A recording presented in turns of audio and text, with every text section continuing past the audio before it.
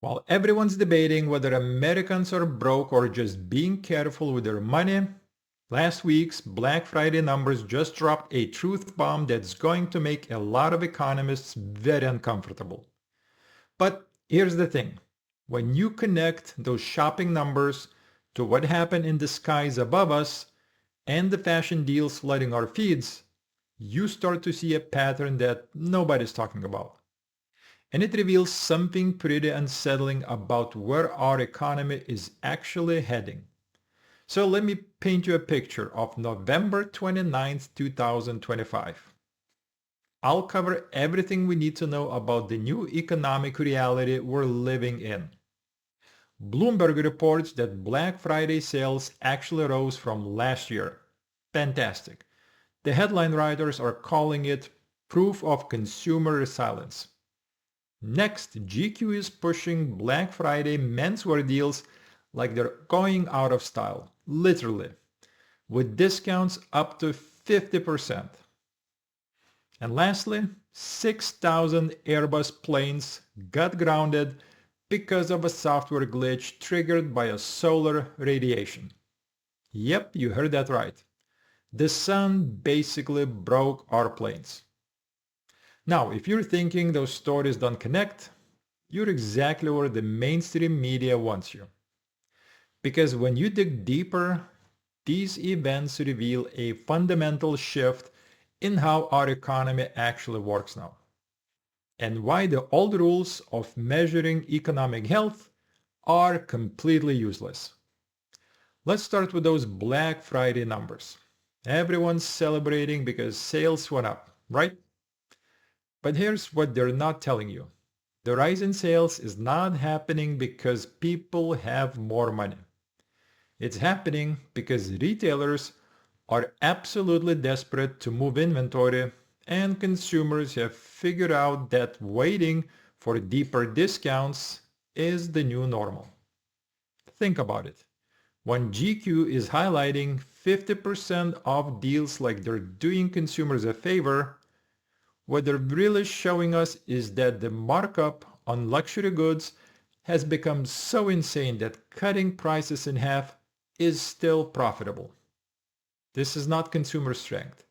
This is a complete breakdown of traditional pricing models. And here's the kicker. Those resilient consumers everyone's talking about, they're not buying because they're confident about the future. They're buying because they know that with supply chain disruptions, inflation pressures, and now solar radiation knocking planes out of the sky, getting what you need when you can get it has become the smart play. Which brings us to that Airbus situation. 6,000 planes grounded because software could not handle solar radiation. Let me ask you something. How does a multi-billion dollar aerospace company not account for the sun when designing critical flight systems? This isn't just a technical failure. This is a perfect example of how our entire economic infrastructure has become dangerously fragile. We build these incredibly complex, interconnected systems that work great when everything goes perfectly, but fall apart the moment something unexpected happens. And solar radiation is not exactly a new phenomenon. The sun has been doing this thing for about 4.5 billion years. But here's where it gets really interesting. That Airbus grounding did not just affect airlines. It created a ripple effect through travel, logistics, retail supply chains, and ultimately consumer behavior. Some of those Black Friday shoppers weren't just choosing to buy. They were buying because they could not travel, couldn't get deliveries, or were stuck dealing with the chaos of transportation system that broke because of space weather. This is the new economy we're living in. One where your shopping habits are determined not just by your income or confidence, but by whether planes can fly, whether software can handle solar flares, and whether retailers are so desperate to move inventory that they're willing to slash prices to levels that would have been unthinkable just a few years ago. And the fashion industry piece of this puzzle is particularly revealing. When luxury brands are offering 50% discounts on Black Friday, they're essentially admitting that their regular prices have no connection to reality. They're pricing for a consumer base that either has unlimited money or is willing to wait for the inevitable massive sales. This creates what economists call a reference price collapse. Consumers stop believing that anything is worth full price because they know that if they wait long enough, everything goes on sale. And that fundamentally breaks the pricing mechanisms that our entire retail economy depends on. But here's what's really happening beneath the surface. We're watching the emergence of a crisis-driven economy. People aren't buying because they're optimistic about the future. They're buying because they've learned that normal doesn't exist anymore. Planes get grounded by solar radiation. Supply chains break for reasons no one anticipated. And the only rational response is to get what you need when you can get it at whatever price makes sense in the moment.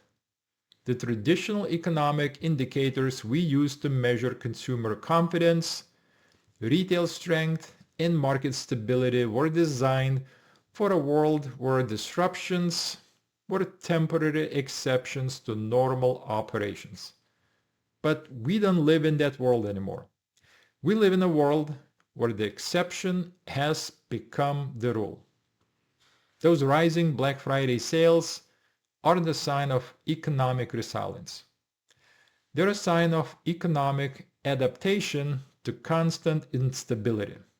Consumers have figured out how to navigate an economy where nothing works the way it's supposed to, and retailers have figured out how to profit from that chaos.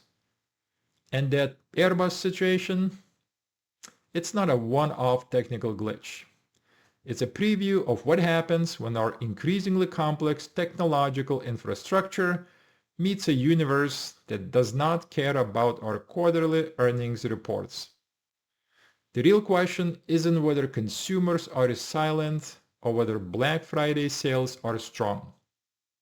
The real question is whether an economy built on crisis, adaptation, and constant discounting is sustainable. And whether we're prepared for what happens when the next solar flare, supply chain disruption, or technical failure hits a system that's already running on borrowed time and artificial discounts. So here's what I want you to know. We're looking at the birth of a new kind of economy that's actually more stable because it expects instability. Or are we watching the slow motion collapse of economic systems that were never designed to handle this level of constant disruption? Because based on what happened last week, we're about to find out. Don't forget to like this video, subscribe, and hit that bell so you never miss an update. Your support lets me keep bringing you more content just like this. I'll see you next time. Bye-bye.